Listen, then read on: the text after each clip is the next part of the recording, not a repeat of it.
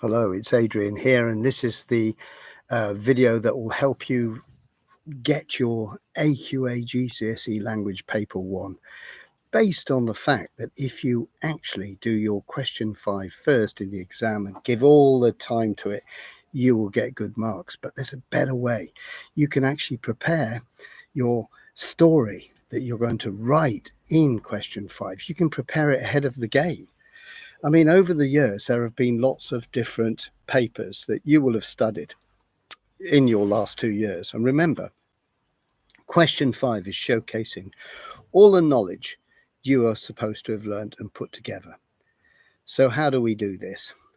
The way to do it is to prepare a story that's related to one of the type of prompts that you've had. For instance, in one of the papers, there was a paper called The Silk Factory, and it was about a lady called Rosie, and it was about a stranger girl.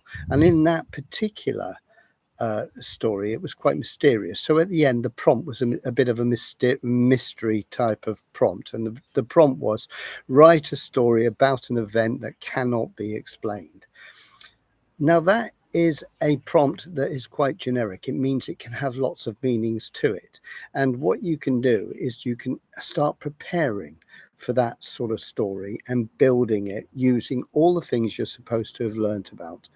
Because when you construct a story, you're now, as before, you were reading writers and reading their sources and learning about how they use techniques. Now you are the writer, and that's what the examiner is going to do. He's going to examine you, and he's going to analyze your writing and the type of method you use, the language, the structure. So in a prompt like write a story about an event that cannot be explained, it gives you an opportunity, because when it says write a story about an event, that word event is time bound. In other words, an event is something that happens. It comes and goes and finishes. It could be put in another way, write about a time. And that's the same. So when you get these kind of prompts, you've got an opportunity to adapt your story literally to the question. And this is what we need to do. So the idea is you now have to write a very good story before the exam. Now, when you do write a story, use the structure that writers use. Always think about the beginning of your story. You're not going to give everything away in the first few lines. What you're going to do is build it up, build up tension, build up atmosphere. Now, the way to do that, the first thing you do, the first paragraph you do, is set the mood, the tone, the atmosphere. And that can be done in several ways, but one of the most used ways is by using the weather, pathetic fallacy. So often the sources are quite dismal. I mean, I remember Jamaica in, and it was absolute terrible weather, and it set an atmosphere that was terrible, and it kind of predicted and foreshadowed what the story is going to be about. It's going to be something quite dark, probably quite nasty. But you don't have to do that. You know, it's also about what content do you use when you write a story. So when you're about to set the scene, think about an event. An event can be something very normal. It can be going on a school trip.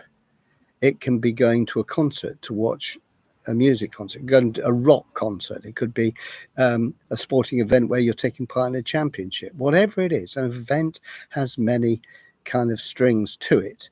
But it is time bound, as I've said. So it'll fit nicely with a story arc that you can produce. A classic story arc is when everything starts off pretty well, and then somewhere in the middle, it goes wrong.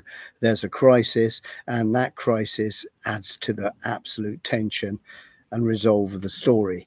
And then in this case, for a change, you know, I see lots of students writing stories and they try to end it as a cliffhanger, or they end it in a drastic way.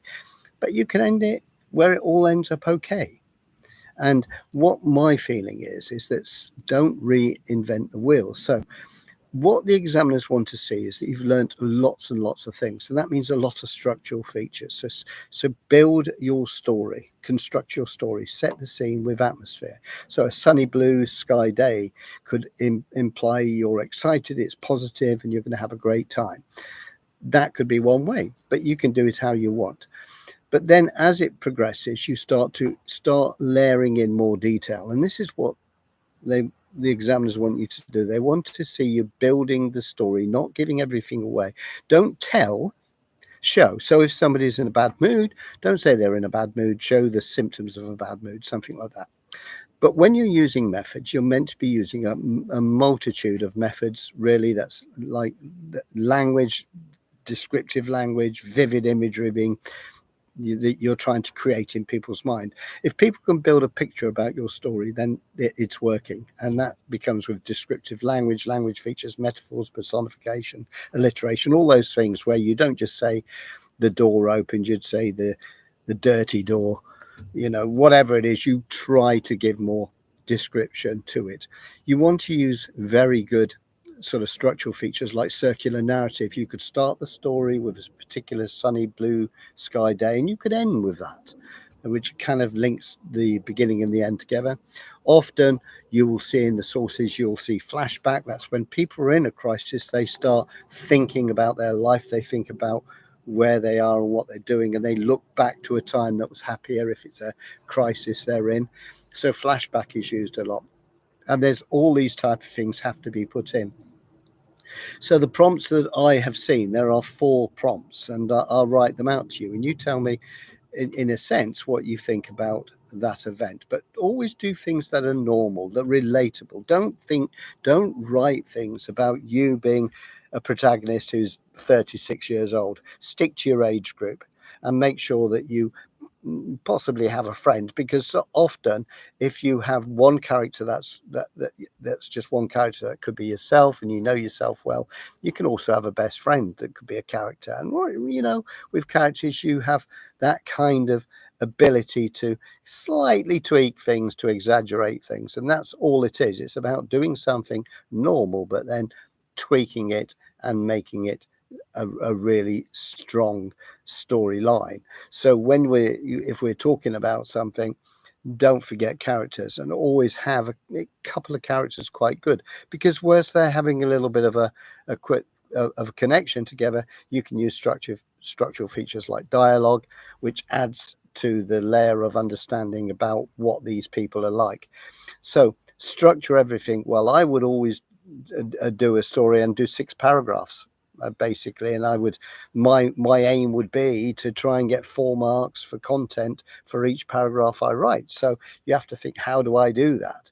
But you have to do something that stands out. But every paragraph focus on something different, zoom into something different. Don't think about the same thing. Don't repeat yourself too much. Try to give the information that builds and builds, but is focusing on something different all the way.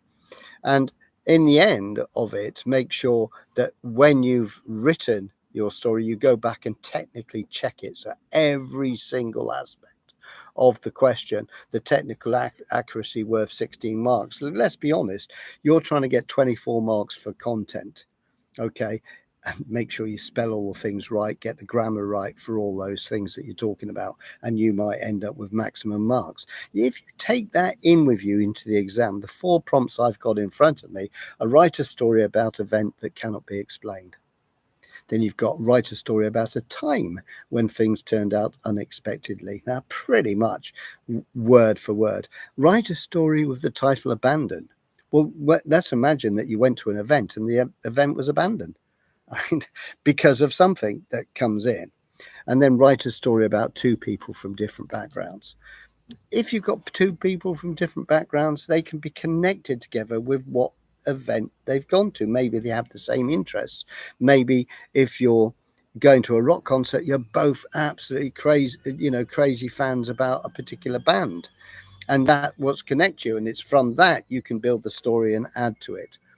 All of these things are possible, and if you think that you are going to focus on what I would say was 50% of AQA language paper 1, question 5 is 50% of the marks. I would also encourage that when you've written a story like this and you've put the effort in, isn't it great that next thing you could do is read the source? And you're allocated 15 minutes for that in the 1 hour 45. And then that gets you remember, if you've done detail at the beginning of your exam, your brain will be attuned to more detail when you read a source. So you're now primed and ready for the rest of the exam. And read the source relaxed. Don't rush it. Read it well. Remember, you're meant to read well. And in section A, you're assessed on the quality of your reading. In section 5 is the quality of your writing. You're getting that one out of the way. Imagine you're getting 40 marks out of the way, and you might get something like 36, 38 because you've taken in an idea that's so well written, and it will help you out. And then you look at the question 4 that's coming up, and you think, well, you read the whole source first, then you go to the question 4 and look at the second half. Remember, this question 4 is always second part of the source, so it's not going to change. So then you can look at that and do the question 4. That's 20 marks. In the course of all your effort and all your time, you are now focusing on 60 out of 80 marks. What happens next is you can mop up in the rest of the exam, going backwards. The structure question next, which is very linked to the question 4. If you remember on one of my other YouTubes, I talked about the way structure question, how does the writer use structure to interest the reader? It then says you must look at the whole source, and we know that the whole source is really kind of in 2 parts. The first half is setting the mood, the tone, the atmosphere, and the second part is the real shift of focus that takes place as the story progresses, and that's where we're introduced to characters and possibly more important protagonists inside the story. But remember, all the stories you've ever read are only openings. They're not the whole business. But in that time, you're able to get in all those structural features, etc., etc.